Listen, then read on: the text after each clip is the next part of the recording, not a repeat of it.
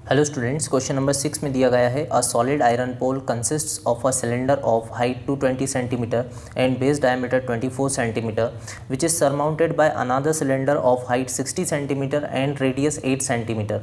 इस क्वेश्चन में एक सॉलिड आयरन पोल है, यानी एक खंबा है जो कि सॉलिड आयरन से बना हुआ है। इसमें एक सिलेंडर है जिसकी हाइट 220 सेंटीमीटर और बेस का डायमीटर 24 सेंटीमीटर है। अब इस पर हमने एक और सिलेंडर को सरमाउंट किया है जिसकी हाइट 60 सेंटीमीटर और रेडियस 8 सेंटीमीटर है। ठीक है, अब बोला इन्होंने find the mass of the pole, हमें इस पोल का मास निकालना है। Given that 1 centimetre cube of iron has approximately 8 gram mass, और हमें ये बता दिया गया है कि 1 सेंटीमीटर क्यूब आयरन का जो मास है वो अप्रॉक्सीमेटली 8 ग्राम है, और पाई की वैल्यू हमें यूज़ करनी है 3.14। ठीक है, तो पहले इस सॉलिड आयरन पोल का हम फिगर ड्रॉ कर लें। इसमें दो सिलेंडर है, नीचे भी सिलेंडर है और ऊपर भी सिलेंडर है। तो नीचे वाला जो सिलेंडर है वो बड़ा है क्योंकि उसका डायमीटर हमें ज़्यादा दिया है। ठीक है, तो एक सिलेंडर हम नीचे की तरफ ड्रॉ कर लें और इस पर एक और सिलेंडर को सरमाउंट कर देंगे। तो नीचे वाले सिलेंडर के लिए, यानी जो बड़ा सिलेंडर है उसके लिए हमें हाइट दे दी है, कितनी है 220 सेंटीमीटर। तो इसकी हाइट हमें पता है, हाइट ले लेते हैं, एच से रिप्रेजेंट कर दें उसको। एच इक्वल्स टू कितना है 220 सेंटीमीटर। और इसका हमें डायमीटर दिया है क्वेश्चन में। डायमीटर कितना दिया है, डायमीटर दिया है 24 सेंटीमीटर। ठीक है, तो डायमीटर ले लेते हैं, इसका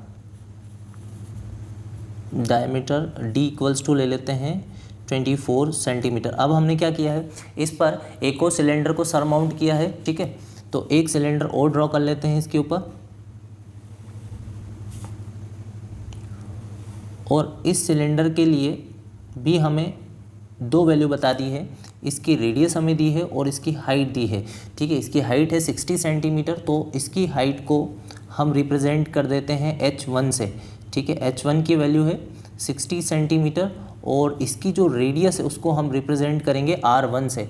तो r1 की वैल्यू कितनी है हमारे पास में 8 सेंटीमीटर। ठीक है, तो ये रहेगा इस पोल का फिगर। ठीक, अब इस पोल का हमें मास फाइंड आउट करना है। तो पहले जो चीज़ें हमारे पास में हैं उनको हम नोट करेंगे, गिवन क्या क्या है। ठीक है, पहले हम बड़े सिलेंडर की बात कर लें। फॉर लार्जर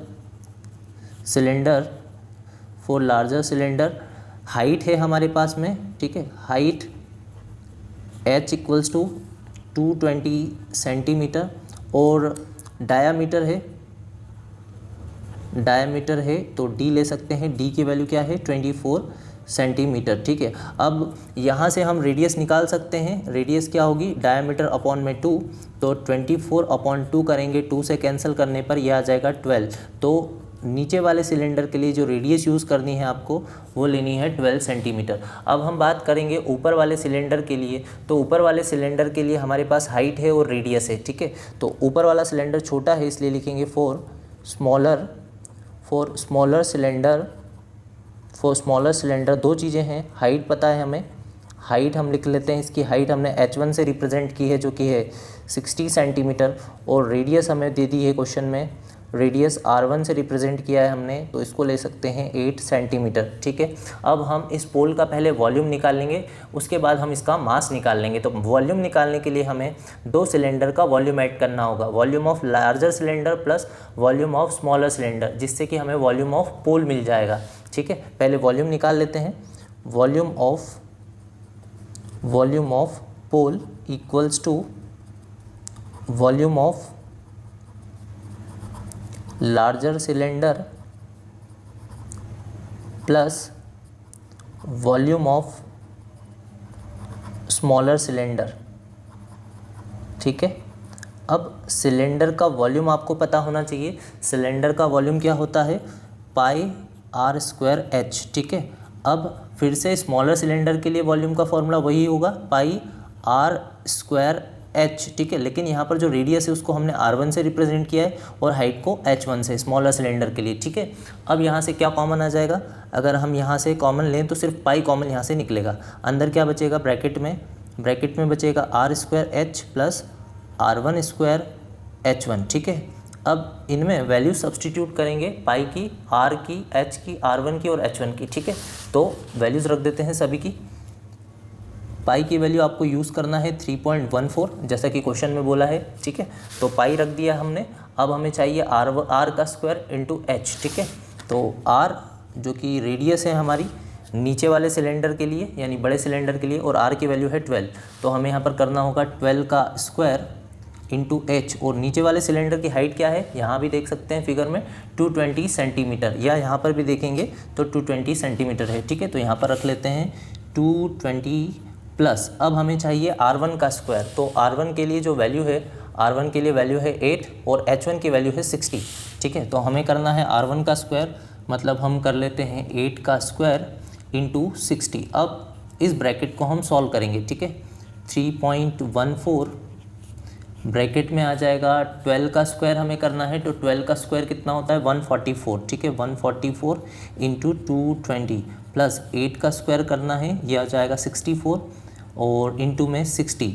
अब 144 इंटू 220 कर लेते हैं, हमें मल्टीप्लाई करना है 144 इंटू 220, 0 से करेंगे तो 0 0 0 हो जाएगा, फिर 2 से करेंगे ये होगा 2 4 ज़ा 8, 2 4 ज़ा 8 और 2 1 ज़ा 2। ठीक है, फिर से अब 2 से करें तो 8, 2 से 4 का करेंगे 8 और 2 से 1 का यानी 2, इसको ऐड करेंगे तो ये हो जाएगा 0 8 8 और 8 16, यहाँ आएगा 1, 8 और 2 10 और 1 11, तो यहाँ पर आ जाएगा 1 1 और 2 3, तो यह आएगा आपका 31680। ठीक है, तो इसका जो मल्टीप्लिकेशन आया है 144 इंटू 220 का, तो इसके लिए जो वैल्यू आई है उसको हम नोट कर लें, ये मिली है हमें 31680 प्लस 64 इंटू 60 कर लेते हैं, 64 इंटू 60, 0 का 4 से 0, 0 का 6 से 0, 6 4 जा 24, यहाँ पर आएगा 2, 6 6 जा 36 और 2 38, इसको ऐड करते हैं तो ये आएगा 0483,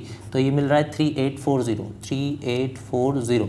अब इन दोनों वैल्यूज़ को ऐड कर लें तो 31680 प्लस 3840, इसको ऐड करने पे आएगा 0, 12 हो गया ये, तो यहाँ आएगा 1 617 और ये हो जाएगा 15, तो यहाँ पर आ जाएगा 1 314 और 1 5 और 3, तो ये आएगा 35520। ठीक है, तो अब मल्टीप्लाई करना है हमें 3.14 का किससे 35520 से, इसको हम मल्टीप्लाई कर लें। अभी थोड़ी देर के लिए हम डेसिमल हटा लेते हैं, बाद में हम डेसिमल ले लेंगे, पीछे से 2 डिजिट छोड़ के डेसिमल लगा लेंगे क्योंकि डेसिमल के बाद 2 डिजिट्स हैं। ठीक है, तो हमें 35520 का मल्टीप्लिकेशन करना है 314 से, बिल्कुल ध्यान से करें, 4 का 0 से 0, 4 2 ज़ा 8, 4 5 ज़ा 20, तो यहाँ पर आएगा 2, 4 5 ज़ा 20 और 2 22, तो यहाँ पर आ जाएगा 2, 4 3 ज़ा 12 और 2 14। ठीक है, अब क्रॉस लगा के 1 का 0 से 0, 1 का 2 से 2, ये हो जाएगा 1 का 5 से 5, फिर से 5 और 3 हो जाएगा। ठीक है, डबल क्रॉस लग जाएगा, 3 का 0 से 0, 3 2 ज़ा 6, 3 5 ज़ा 15 और यहाँ पर आएगा 1, 3 5 ज़ा 15 और 1 16, तो यहाँ पर भी आएगा 1, 3 3 ज़ा 9 और 1 10। ठीक है, इसको ऐड कर लेते हैं, ये हो जाएगा 0, ये होगा 8, ये होगा 2, ये हो गया 11 और 2 13। ठीक है, यहाँ पर आ जाएगा 1, तो ये हो जाएगा 5 और 5 10 और 14 और 1 15। ठीक है, यहाँ पर आ जाएगा 1, इसको ऐड करेंगे 6 3 9 और 1 10 और 1 11, तो यहाँ 1 और यहाँ भी 1, तो यहाँ 1 आ जाएगा और यहाँ भी 1 आ जाएगा। ये कितना मिल रहा है हमें 111532 और 80। अब डेसिमल कहाँ लेना है, हमें पता था ये था 3.14। ठीक है, तो डेसिमल के बाद 2 डिजिट हैं तो पीछे से 2 डिजिट छोड़ के आपको डेसिमल लेना होगा, यानी इसको हम नोट कर लेते हैं कितना मिल रहा है। ये हमें मिल रहा है, ये मिला है हमें 111532.80 सेंटीमीटर क्यूब, ये रहेगा वॉल्यूम ऑफ पोल। ठीक है, अब हमें तो मास निकालना है, वॉल्यूम नहीं निकालना है। ठीक है, मास चाहिए हमें इस क्वेश्चन में पोल का, तो हमें एक चीज़ इन्होंने बताई है कि 1 सेंटीमीटर क्यूब आयरन का जो मास है वो अप्रॉक्सीमेटली 8 ग्राम है। ठीक है, तो हमें क्या पता है, मास ऑफ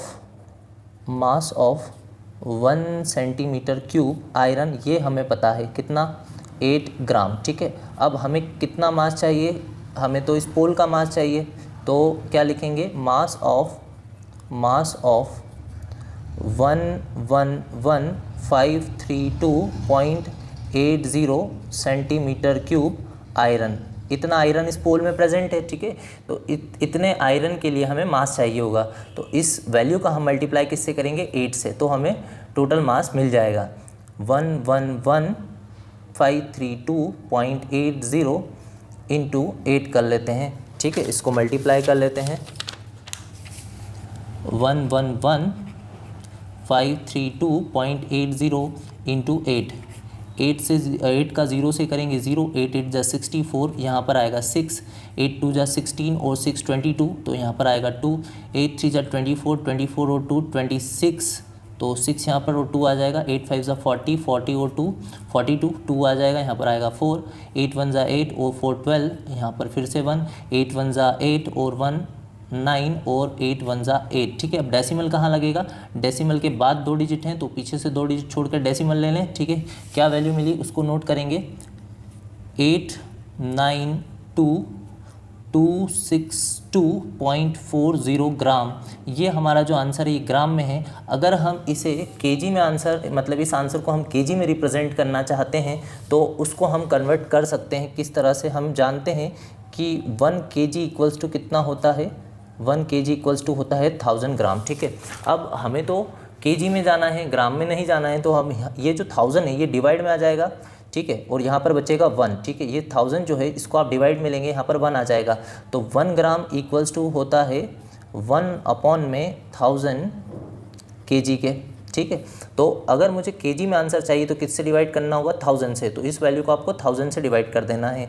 892.262.40 डिवाइडेड बाय 1000, और इससे आंसर किस में आएगा हमारा, केजी में। अब डेसिमल हटाएंगे तो डेसिमल के बाद 2 डिजिट हैं तो आपको 2 ज़ीरो बढ़ा लेने हैं। ठीक है, अब जितने भी ज़ीरो सबको कैंसिल करना है, कितने हैं, 1 2 3 4 5 ज़ीरो हमने कैंसिल किए तो 5 डिजिट छोड़ेंगे, 1 2 3 4 5, यहाँ डेसिमल आपको लेना है। तो केजी में अगर हम आंसर दें तो केजी में आंसर आएगा इसका 892.26। ठीक है, ये अप्रॉक्सीमेटली आंसर हमने दे दिया है जो कि किस में है, केजी में। तो आप चाहें तो ग्राम में दे सकते हैं और आप चाहें तो इसको केजी में निकाल के दे सकते हैं। ये रहेगा मास ऑफ पोल। तो आंसर में हम लिख सकते हैं mass of the pole is equals to 892.26 kg। ठीक है, ये रहेगा आपका आंसर। मिलते हैं नेक्स्ट क्वेश्चन में।